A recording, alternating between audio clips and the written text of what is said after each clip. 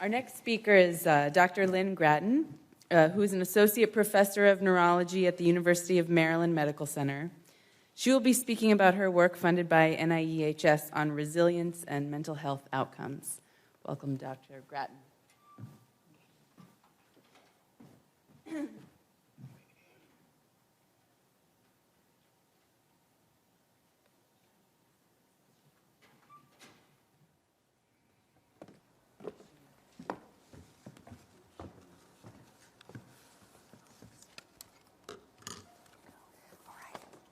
Thank you.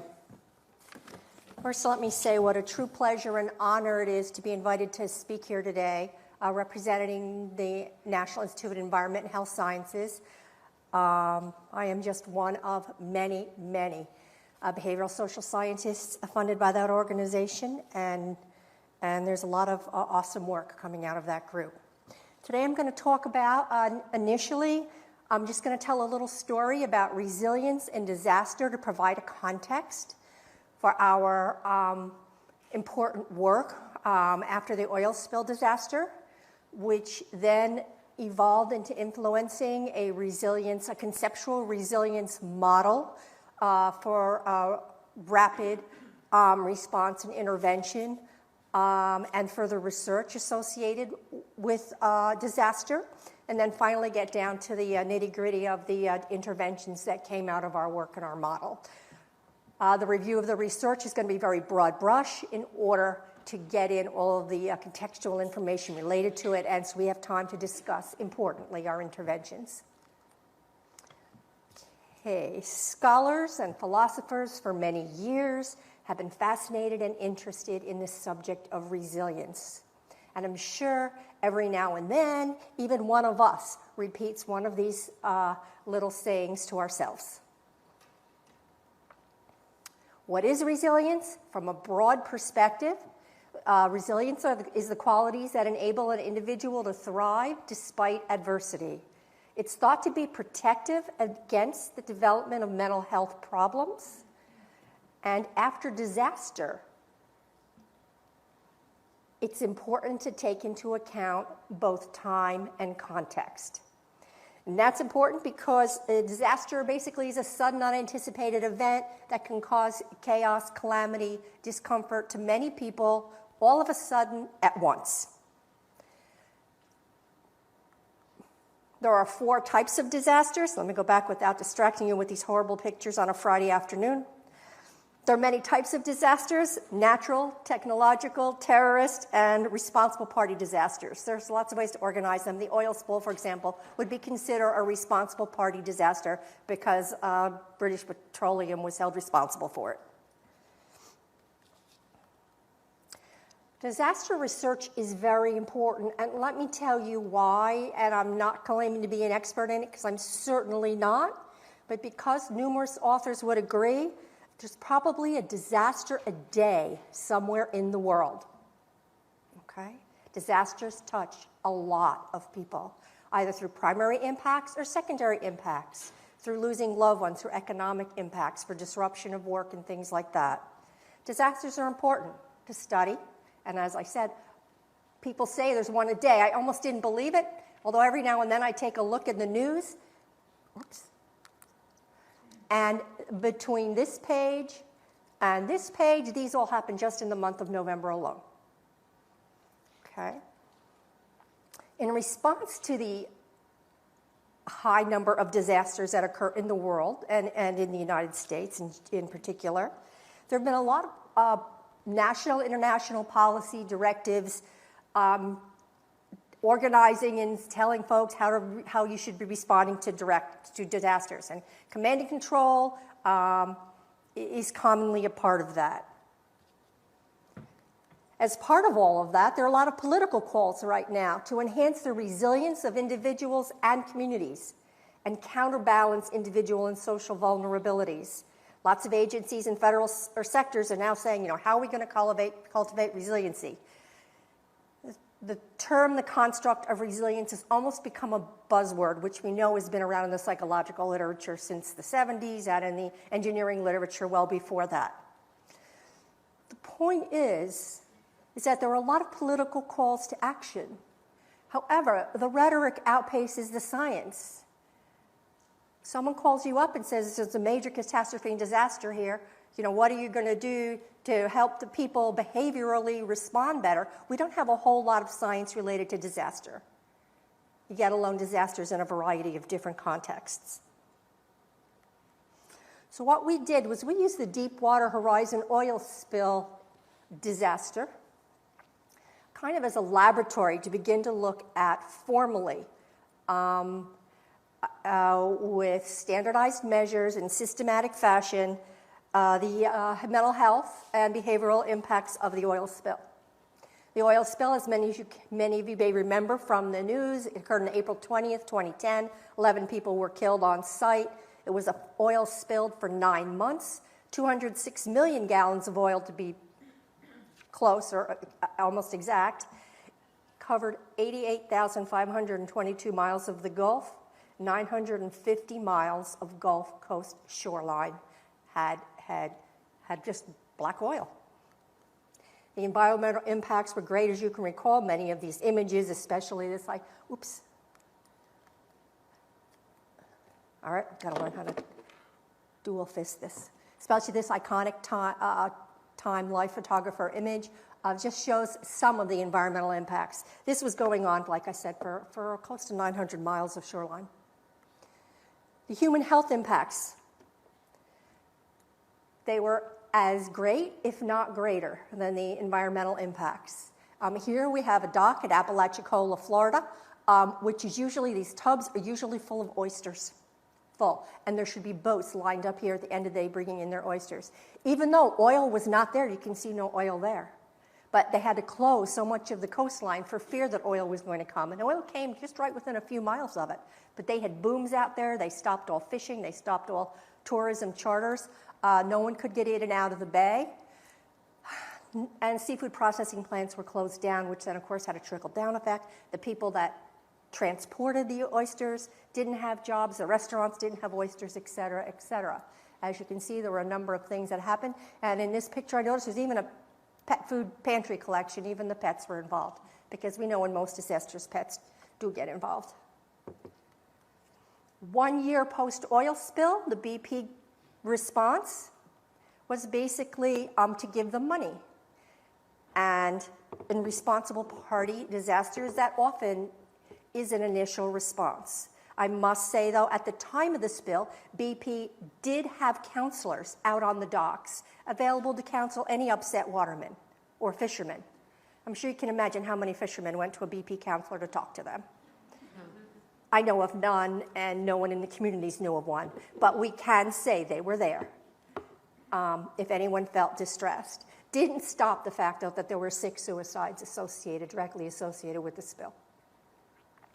Okay, so 1 year post-oil spill, BP had handed out a whole lot of money to people in a kind of disorganized fashion that upset people, but perhaps to make troubles worse, people were getting large sums, $30,000, $50,000, $75,000, $100,000 because of their losses, but they spent the money before the tax time was due the following April, because when the fishermen got a big flood of money all at once, there were a lot of new boats and a lot of big TVs a lot of new trucks and a lot of big TVs purchased, and they did not save money back. So one of our interventions now we need to think about for the future is financial counseling when there are big payouts to be made, because these folks were broke again in a year and owed a lot of money in taxes. Okay. 2 years post-spill, in Baldwin County, Alabama, which is a touristy community, while you were advertising the opportunity for a slim, firm body, you could also call a lawyer if you thought you had any breathing difficulty, skin, eye irritation, or other health issues, anything health-wise that you think could be associated with the spill because you happen to live in the spill community, just call these folks and they'll help get you money. I mean, there was 2 years later a big push, a legal push from attorneys trying to help people. Okay.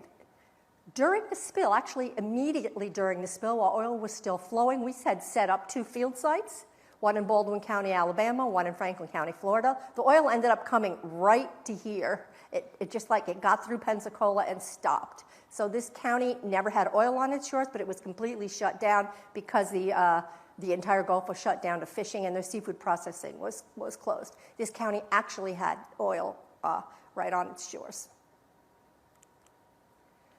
The study aims, as we had set up, at least my part of the project, this is a very large project, was to look at how the stressors associated with the spill impacted mental health in Franklin County and Baldwin County, Alabama. We examined 300 adults at multiple points in time to define, document distress, and recovery. We saw them from during the spill 2010 through the spring of 2016.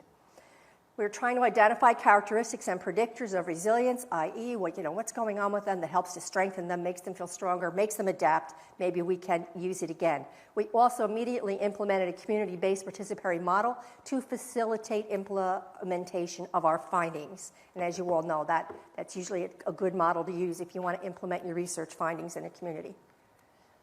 Our cohort demographics of 300 and some people, I'll just go through this really fast. We were focusing on seafood workers, seafood processing workers, full-time fishing, shrimpers, oysterers. There were a lot of people out of work during the first few months of the study, obviously because they couldn't go out and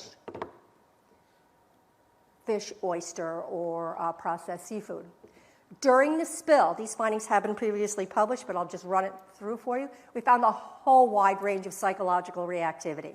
Some people were fine, some were anxious, some were depressed, some were suicidal. Some actually, we had 6 suicides succeed through gunshot and drug or alcohol overdoses.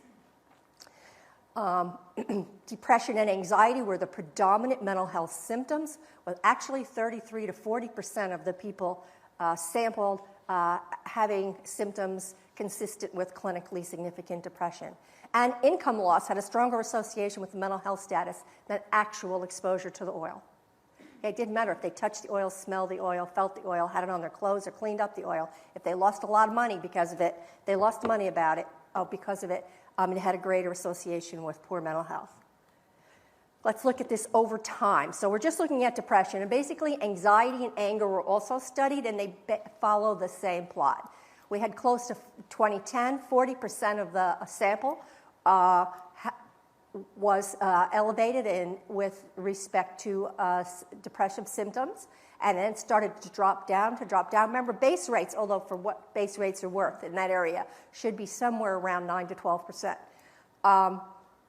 They actually dropped down to close to 20 and then kicked up again, and that's because what happened is through some environmental changes over time, the bay was officially shut down to oystering. Oysters could no longer be collected. There were no oysters out there. The oysters were too small, and the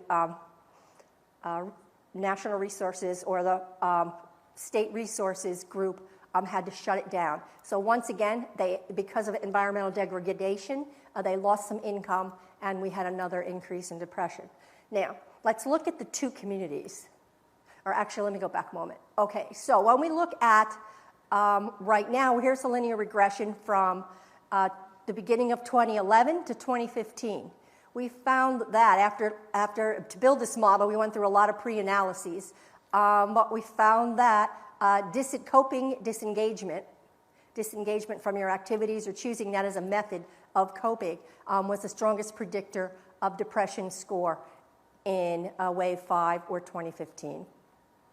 Disengagement, what is it? It's, if I'm speaking to a lot of behavioral scientists here, but according to the measure we use, Carver's COPE measure, basically it's a psychological disengagement from problem solving, daydreaming, sleeping, distraction, giving up, withdrawing effort, turning to the use of alcohol or other drugs, humor, making jokes about the stressor. While there is certainly nothing wrong with disengagement, as you all know, during brief periods of stress to help you get it through. If it's chronic, long-term, obviously it's causing a problem in this group. So we found disengagement was predictive of depression 2 to 5 years after spill and highly correlated with social support. Social support also declined over time, which is probably not surprising, and once again was reflected in correlations with depression. Okay, so then we said, let's look at the two communities. The one that was exposed, physically exposed to oil, and the other one that had the stronger economic impacts because they had the big seafood processing plants. Okay, Florida's the one. The oil didn't reach its shores. Alabama oil did reach its shores. But as you can see, when you compare both communities, whether it's 2010 or 2014, there is still a difference. And it is a significant decline over time, and it's a significant difference between the two groups. So for some reason, the Alabama community was recovering better, faster than Florida community. So this is when we start interacting and engaging with some other social scientists that I work with, some sociologists. And using social network mapping, which we had very well explained to us a few moments ago, basically we found that the Alabama community, this is a sample of an individual's network, is very tight. And this is an example of someone from another community where their social networks were not so tight and had poorer outcome. Then brings us to, because there were such community differences and we started to look at community variables, we needed to begin to appreciate the individual and community level variables going into recovery from disaster. We've heard about individual and community level variables all day. This is pretty much consistent with that. What we do have an assumption, though, in the model that we built, and that is most people have the latent capacity to be resilient. Most people have it in them. We just have to figure out how to activate it. That's the basis of our model. They've got it. We just have to somehow help them trigger or activate it so that they can respond better. Some sample individual attributes that we believe could be used to facilitate, and this is are listed right here. Alcohol use, we mean low alcohol use. Community variables are the variables our sociologist was measuring, and there were many more on the model that we measured. This is the actual model, and rather than distract you or your attention too much, let's just focus in on, we've got community resilience attributes, individual resilience attributes. These attributes come from areas of the four main capitals: human, economic, social, and political. There's the disaster or exposure to harm, and we propose that resilience activation is usually via engagement of social resources or social support. In working with a number of other investigative groups funded by NIH in this study, social support consistently came out as a very strong predictor of better outcome. Therefore, we believe that by activating or figuring out what can help activate social support, we'd in our steps towards recovery, facilitate it and have better mental health. So then we set out to test our theoretical model. Once again, we have a number of individual attributes, a number of community attributes. Anyone have any thoughts on, out of all the individual attributes, which one would moderate social support the most after a disaster?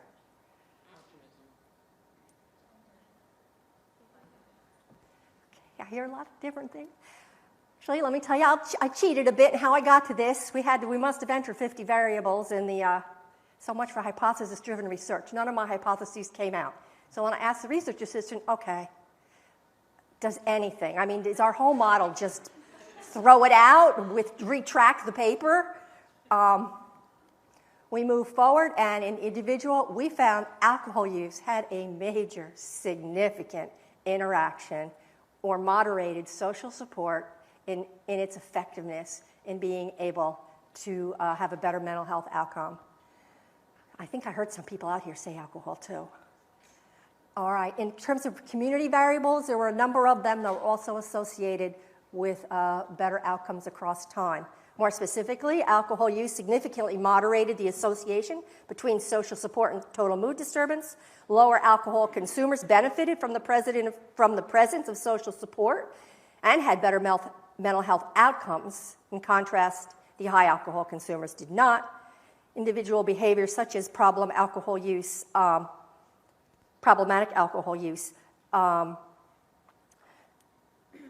may not facilitate good activation of social support and mental health outcomes. It may not produce optimal mental health outcomes.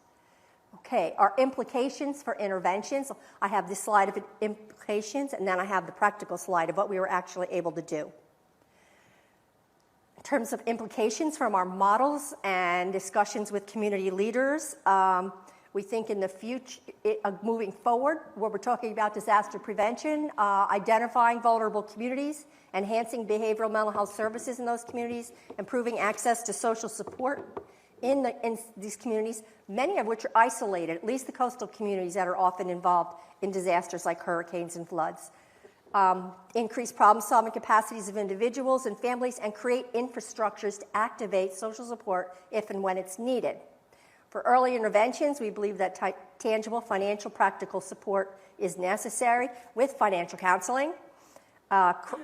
Crisis intervention is often needed, especially people that get into acute distress because of it. Social support networks and systems, identifying at-risk people and providing reassurance that they will get through this may be helpful, or maybe all that some people need. Remember, most people are inherently resilient. Not everybody's going to fall apart in a disaster. Post-acute interventions, we think it's important to monitor progress, identify people who've become disengaged. As they become disengaged and more disengaged, we worry they're going to get in a pattern of that and have more trouble recovering later. If they have persistent or new onset of mental health or behavior problems, that could be problematic. So people who are isolating themselves and from others should probably be reached out to. Also, for sustained intervention, would obviously be ongoing tracking, monitoring intervention with vulnerable people in vulnerable communities. And some communities, if you look in the literature, are more vulnerable than others, and it would be on the scope of my discussion today to discuss the details of that. Our own practical interventions. Okay, we provided practical and emotional support ourselves during the oil spill, and there has been published research to show that sometimes having researchers in the environment is seen as supportive by making the people feel important, cared for, and valued. So while we were developing the CBPR models, we were talking to people, we were helping them fill out their claims forms, we were babysitting their children so that they could do what they needed to do to get their paperwork to fill out their claims forms, and we even rescued a cat. Whatever needs to be done during the crisis needs to be done. It's very important the researchers not get in the way. You've got a community that needs to solve some practical problems first. NIEHS developed a very sophisticated job retraining program. It is amazing. Because many of the fishermen come from generations of people that were fishing and oystering, they didn't have anything else to do and they'd lost their resources, so they were getting opportunities to go to college and get other kinds of technical retraining. We increased psychological, substance use, and domestic violence services. As soon as we saw the rises in substance use and domestic violence, we notified the community it was in and helped them increase their resources. How did we help them? We had an amazing community outreach engagement corps. We had a team of folks that went out and helped a whole community coalition with grant writing for these needed services. I mean, you can need the service. There can be people out there offering the service, but if you don't know how to write the grant or the proposal properly, you're probably not going to get it. And obviously our behavioral health team did annual presentations to service providers and leadership, including ministers, school psychologists, area counselors, welfare workers, etc. We don't know if these communities are back to the new normal yet. Okay, at every hurricane season, you wonder if something isn't going to happen to disrupt their lives again and how they're going to react. But for now, they've been somewhat adjusted. And before I close, I want to thank all these SAMHSA, NIEHS, and the other institutions that worked with us on these resilience projects.